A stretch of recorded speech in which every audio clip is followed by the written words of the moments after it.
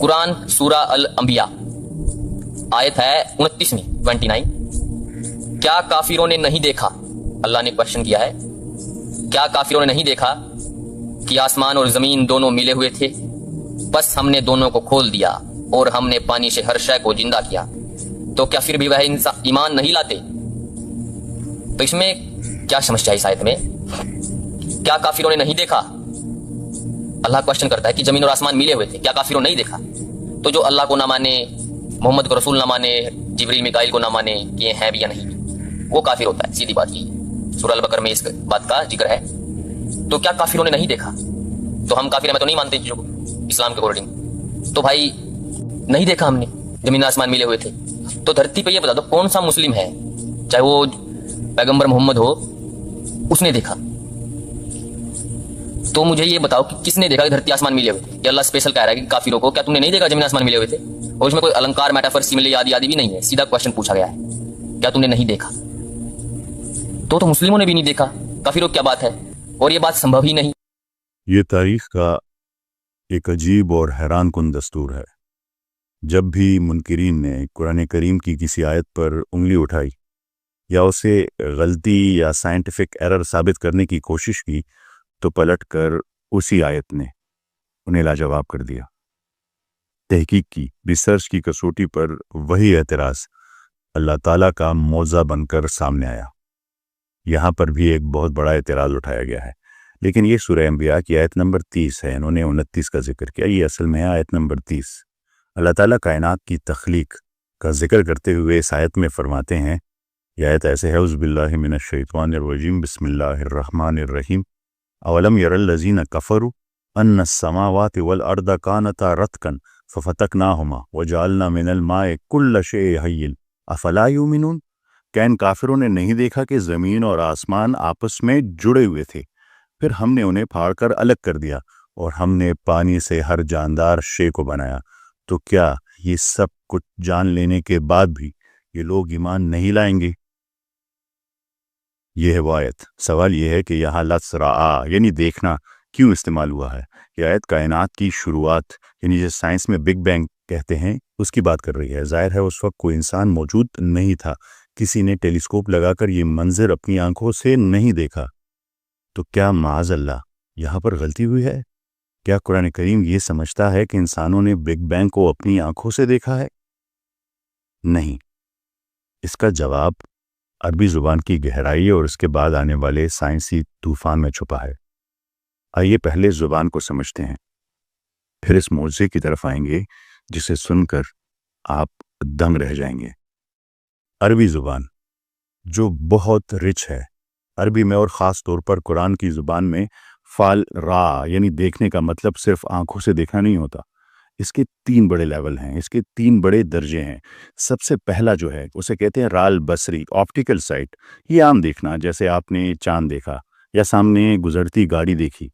ظاہر ہے کائنات کی تخلیق میں یعنی اس آیت میں اس کا مطلب یہاں یہ نہیں ہے.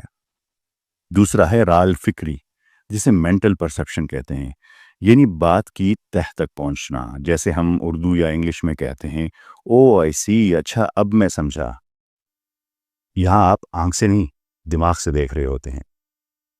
تیسرا اور سب سے ضروری ہے رال علمی یا رال استدلالی، realization through evidence, realization through proof. یہ سب سے طاقتور درجہ ہے. اس کا مطلب ہے علم الیقین، یعنی ثبوت، ایویڈنس، پروف اتنا واضح، اتنا ٹھوس اور اتنا بڑا ہو کہ انسان کہے کہ مجھے ایسے یقین ہے جیسے میں سامنے دیکھ رہا ہوں. فرض کریں ایک جاسوس، ایک ڈیٹیکٹیو ایک کمرے میں داخل ہوتا ہے جہاں خون ہوا ہے. وہاں اسے خون کے نشان، ٹوٹا ہوا تالا اور فنگر پرنٹس اور ڈی این اے سیمپلز ملتے ہیں. تو وہ چیخ کر کہتا ہے میں دیکھ سکتا ہوں کہ قاتل کون ہے، مجھے معلوم ہے کہ قاتل کون ہے، حالانکہ وہ قتل کے وقت وہاں موجود نہیں تھا. لیکن ثبوت اتنا چیخ کر بول رہا ہے کہ اس کا علم دیکھنے سے کم نہیں. ایک اور بات، آج ہم سب مانتے ہیں کہ گریوٹی موجود ہے، لیکن کیا آپ میں سے کسی نے بھی اپنی آنکھوں سے آپٹیکل سائٹ سے گریوٹی کو دیکھا ہے؟ کیا گریوٹی کا کوئی رنگ ہے، کوئی شکل ہے؟ نہیں. آپ نے صرف سیب کو نیچے گرتے دیکھا، آپ نے صرف چیزوں کو زمین پر ٹکتے دیکھا ہے. اس گرنے کے ایفیکٹ کو دیکھ کر آپ نے گریوٹی یعنی جو کاز ہے اس کو تسلیم کیا. آپ کی عقل کہتی ہے میں دیکھ سکتا ہوں کہ کوئی طاقت اسے نیچے کھینچ رہی ہے. یہ آنکھ کا دیکھنا نہیں ہے, یہ عقل کا دیکھنا ہے, with evidence, proof and effects. قرآن کریم یہی کہہ رہا ہے. کیا تم نے کائنات میں بکھرے ان ثبوتوں کو نہیں دیکھا؟ جب سورہ انبیاء میں قرآن کریم یہ سوال اٹھاتا ہے کہ اولم یر الذین کفروا, کیا ان کافروں نے نہیں دیکھا, تو خدا را اس کا مطلب یہ ہرگز نہیں ہے کہ کیا بگ بینگ کے وقت تم وہاں کرسی لگا کر بیٹھے ہوئے تھے. نہیں, یہ سوال آپ کی آنکھوں سے نہیں, آپ کی عقل سے کیا جا رہا ہے. یہ سوال دراصل یہ ہے, کیا تم نے کائنات میں بکھرے ہوئے ثبوتوں, ایویڈنسز کا مطالعہ نہیں کیا؟ کیا تم نے نشانیوں پر غور نہیں کیا جو چیخ چیخ کر گواہی دے رہی ہیں؟ کیا تمہاری سائنس, تمہاری منطق, تمہاری لاجک اور تمہاری تحقیق نے تمہیں یہ یقین نہیں دلایا کہ یہ زمین اور آسمان کبھی ایک ساتھ تھے, ایک چاند تھے, بالکل جیسے سائنس کہتی ہے؟ تو میرے دوست, قرآن کریم یہاں کوئی غلطی نہیں کر رہا, بلکہ یہ آپ کو چیلنج کر رہا ہے, آپ کی انٹیلیجنس کو, آپ کی عقل کو. دیکھو کائنات کے ذرے ذرے میں ثبوت موجود ہے. کیا یہ ثبوت تمہارے لیے کافی نہیں؟ کیا اب بھی تمہیں نظر نہیں آتا؟ کیا اب بھی تم ایمان نہیں لاؤ گے؟ امام تبری اور امام رازی جیسے عظیم اسکالرز نے ہزاروں سال پہلے ہی لکھ دیا تھا, یہ آنکھوں کا دیکھنا نہیں, یہ دل اور عقل کا دیکھنا ہے. یہ اندھے ہونے کا نہیں بلکہ بصیرت رکھنے کا معاملہ ہے. لیکن میرا اصل مسئلہ یہ لفظی بحث نہیں ہے.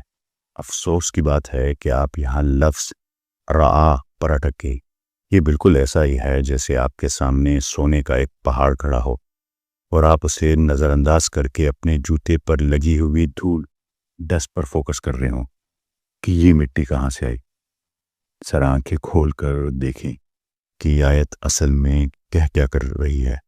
یہ آیت وہ سونے کا پہاڑ ہے جسے کھودنے کے لیے جدید سائنس کو اربوں ڈالرز, ہزاروں سیٹلائٹس اور کئی صدیاں لگ گئی. کچھ صدیاں پہلے تک دنیا کی تمام سائنس یہ مانتی تھی کہ کائنات ایٹرنل ہے, ہمیشہ سے ہے اور ہمیشہ رہے گی. لیکن پھر اسٹیفن ہاکنگ جیسے سائنسدان آئے اور انہوں نے کہا کہ کائنات کی ایک شروعات ہے. ہاکنگ نے اسے سائنس کی عظیم ترین دریافت, ریمارکیبل اچیومنٹ کہا. مگر قرآن کریم نے 1400 سال پہلے ریگستان میں بیٹھ کر دو الفاظ کہے, کانتا رتکن, یہ ایک ہی بند ماس تھا, ففتقناہما, پھر ہم نے دھماکے سے اسے جدا کر دیا.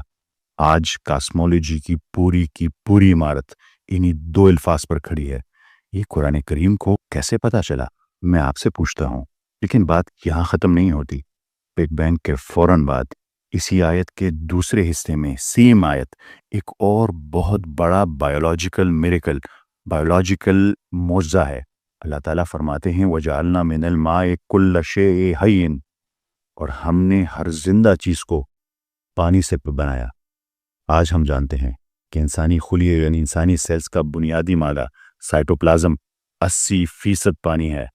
جدید سائنس کہتی ہے کہ زندگی کی شروعات ہی پانی سے ہوئی. ذرا سوچیں, 1400 سال پہلے عرب کے تپتے ہوئے صحرا میں یہ دعویٰ کون کر سکتا تھا کہ ہر زندگی کی بنیاد پانی ہے؟ اور آج سائنس اس سے مکمل طور پر ایگری ہے. اور پھر اگلی آیت یعنی آیت نمبر 31 سورہ انبیاء کی, اس میں تو فزکس کا وہ راز کھل گیا جو نیوٹن سے پہلے کسی کو سمجھ نہیں آیا. اللہ تعالیٰ فرماتے ہیں وَجَعَلْنَا فِي الْأَرْضِ رَوَاسِيَ, اور ہم نے زمین میں مضبوط لنگر رواسیہ ڈال دیے. عام طور پر اس کا ترجمہ پہاڑ کیا جاتا ہے, لیکن عربی میں رواسیہ کا اصل مطلب ہے لنگر, اینکرز, وہ بھاری چیزیں جو کسی کو اپنی جگہ جمائے رکھے. یہاں قرآن کریم نے لفظ لنگر استعمال کر کے کشش ثقل یعنی گریوٹی کا پورا فلسفہ سمجھا دیا. اور صرف ایک طرح کی گریوٹی نہیں, سولر گریوٹی کا بھی ذکر کیا اس آیت میں. ٹیریسٹریل یعنی زمین میں جو گریوٹی ہے اس کا بھی ذکر کیا. 1400 سال پہلے کسی نے گریوٹی کے نظام کو لنگر اور راستوں کی مثال سے سمجھایا تھا؟ نہیں, پر قرآن کریم نے سمجھایا. اس سے اگلی آیت یعنی آیت نمبر 32 میں فرمایا اور ہم نے آسمانوں کو ایک محفوظ چھت بنایا. نوٹ کریں, صرف چھت نہیں, محفوظ چھت. کیوں؟ آج ہمیں معلوم ہوا ہے کہ ہمارے سر کے اوپر صرف ہوا نہیں ہے، ہمارے سر کے اوپر اوزون لیئر ہے جو الٹرا وائلٹ شعاع ریڈیشن کو روکتی ہے۔ ہمارے سر کے اوپر میگنیٹوسفیئر ہے، وہ کیا ہے جو سورج کی تباہ کن لہروں کو روکتا ہے ہم تک پہنچنے سے۔ ہیلیوسفیئر ہے جو انٹراسٹیلر ریڈیشن سے ہمیں بچاتا ہے، یہاں تک کہ ہمارا پورا نظام شمسی ایک لوکل ببل میں محفوظ ہے ہر قسم کے سپر نوا سے۔ ہر پرت ایک ڈال ہے۔ 1400 سال پہلے کس ٹیکنالوجی نے یہ دیکھا تھا؟ اور آیت نمبر 33 تو عقل کو دنگ کر دیتی ہے۔ اگلی آیت سورہ انبیاء کی، اللہ تعالیٰ فرماتے ہیں کلو فی فلک یسبحون، سب اپنے اپنے مدار میں تیر رہے ہیں۔ یہاں صرف سائنسی موضوع نہیں ہے سورج اور چاند کی حرکت میں، بلکہ جبکہ پرانی سائنس کہتی تھی کہ یہ دونوں ساکن ہیں، قرآن کریم نے کہا کہ سب گھوم رہے ہیں۔ صرف یہ سائنسی موضوع نہیں بلکہ یہاں ایک لسانی لنگوسٹک میریکل بھی ہے۔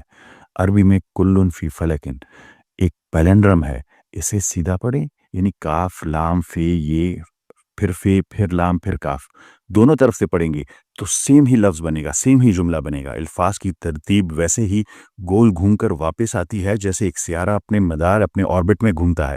الفاظ کی بناوٹ ہی مدار کی شکل بنا رہی ہے۔ کیا کوئی انسان ایسا جملہ تخلیق کر سکتا ہے جس میں فلکیاتی حقیقت اور لنگوسٹک سٹرکچر دونوں کو یکجا کیا ہو ایک ساتھ؟ اب میں آپ سے پوچھتا ہوں کہ آپ نے کبھی ٹھنڈے دل سے سوچا ہے 1400 سال پہلے ایک ایسے دور میں جب لوگ سمجھتے تھے کہ اس